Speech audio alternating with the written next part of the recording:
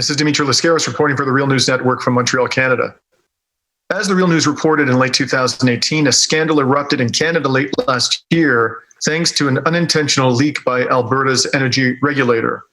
As reported at the time by the National Observer, Alberta's energy regulator privately estimated the total cost of cleaning up the abandoned oil wells and the toxic tar sands tailing ponds to be as high as an eye-watering $260 billion, far higher than its public estimate of $50 billion. What made this revelation particularly disturbing is that the Alberta government had collected only $1.6 billion in liability security from oil companies, meaning that these massive cleanup costs are almost entirely unfunded and could well fall onto the shoulders of taxpayers long after the oil companies have exploited these resources and distributed the profits to executives and shareholders. Now, more information has leaked into the public domain, which has heightened fears that the industry and the regulator, who is supposed to be acting as its watchdog, are concealing the true extent of Alberta's massive cleanup needs. In an exclusive report published earlier this week, the National Observer again reported that a senior Alberta regulatory official warned in a recent private presentation to the industry that it may take more than 2,800 years to clean up some of the decommissioned oil and gas wells currently dotting Alberta's landscape. Now back to discuss this with us is Regan Boychuk. Regan was appointed to the oil sands expert group advising the government in Alberta's 2015 royalty review, and he's the co-founder of Reclaiming Alberta's Future Today, an organization raising awareness and advancing solutions to meet the enormous challenges of unfunded oil field liabilities in Alberta. Thanks for coming back onto the Real News, Regan. Thanks for having me. So, Regan, what do you make of this new revelation? Is the news that it may take up to 2,800 years to clean up some of these wells consistent with what the Alberta energy regulator and the industry are telling the public? Well, it's the clear implication of the current pace of the cleanup work being done in Alberta. It's when we might complain that there's a lot of stuff to be cleaned up and we might like industry to do more. The industry's response is going to be, we already clean up lots of stuff every year. And it's true. Some companies clean up hundreds of wells every year. But what the regulator's internal its private presentation to industry that the National Observer reported earlier this week was looking at the number of wells each company has and the pace that they're cleaning them up. And from what I understand from the report, it limited itself only to inactive wells. So it just looked at how many inactive wells each of the top 15 companies with the most inactive wells had, and then it looked at the pace of their cleanup.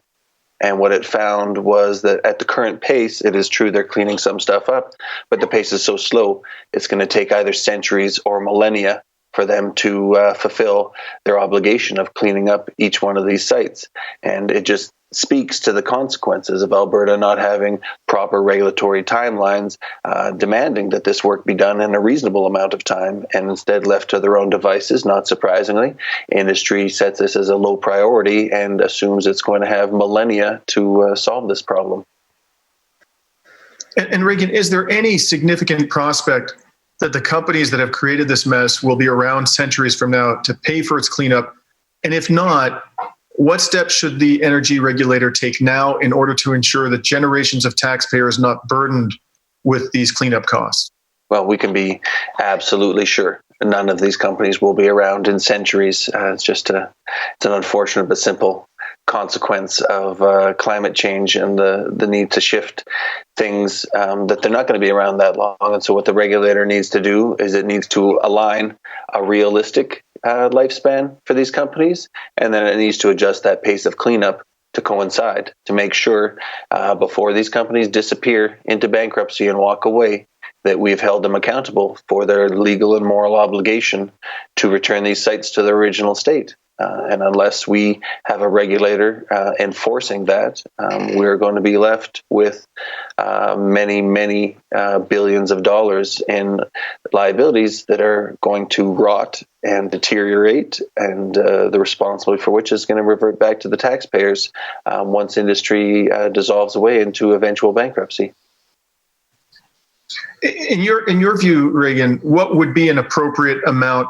And I realize this must be a rather complex determination have to make. But just generally speaking, ballpark, what would be an appropriate amount of security for the regulator to have collected by now from the industry for these cleanup costs?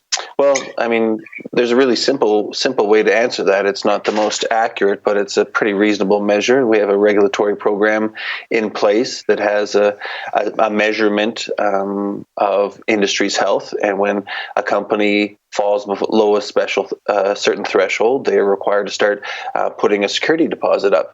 And so in Alberta, that has been extremely lax, where the vast majority of companies haven't even paid any deposit towards their eventual cleanup. But there's a system in place that imagines at a certain point, companies will have to start contributing to their deposits.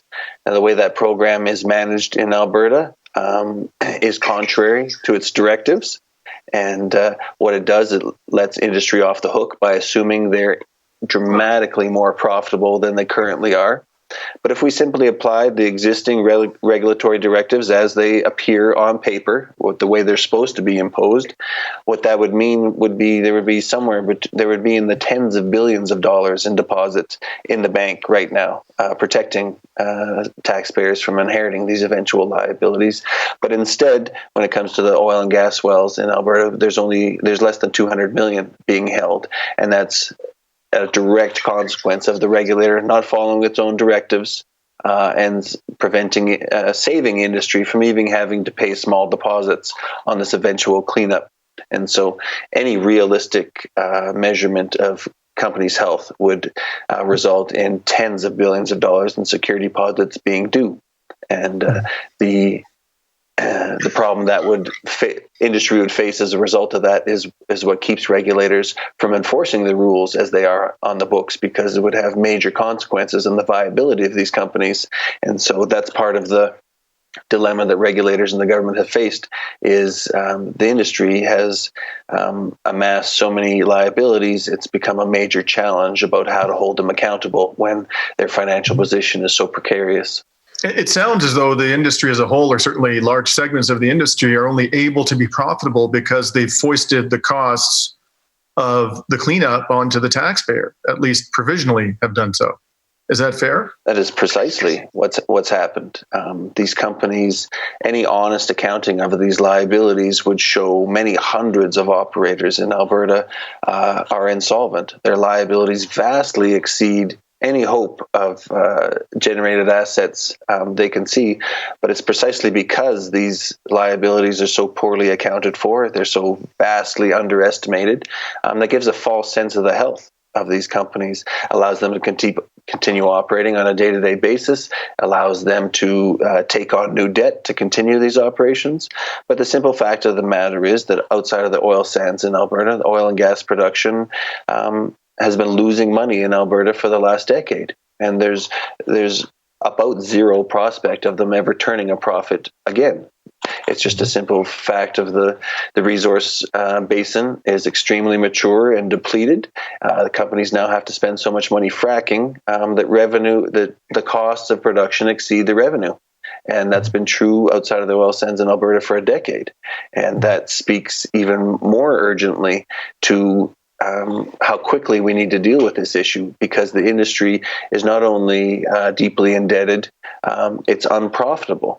And so we're running out of time if we're going to ensure that the polluter pays for any of this. The clock's running out. This is an urgent issue that demands major reforms. Otherwise, if we continue along the current pace, these problems will be vastly minimized until industry disappears, and we'll be left with the consequences, which could very easily reach into the hundreds of billions of dollars in cleanup that they were responsible for, that they profited from creating, but which they're going to be allowed to escape by our regulators.